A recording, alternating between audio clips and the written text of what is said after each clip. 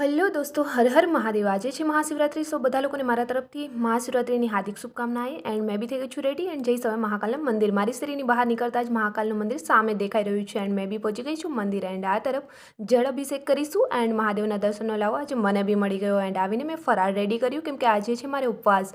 સો ફરાળ કરી એન્ડ મેં થોડી વાર અત્યારે ઊંઘી નથી રહી, લેક્ચર સ્ટાર્ટ કરી, સૂતા સૂતા લેક્ચર જોઈશ। એન્ડ આઈ હોપ કે આ મિની વ્લોગ તમને પસંદ આવી રહ્યો છે તો લાઇક જરૂર કરજો। એન્ડ સાંજના સમયે મેં આવી ગઈ છું પંચનાથ મંદિર। પંચનાથ મંદિરની અંદર એટલી ટ્રાફિક હતી, અંદર દર્શનનો લાવો ન મળ્યો।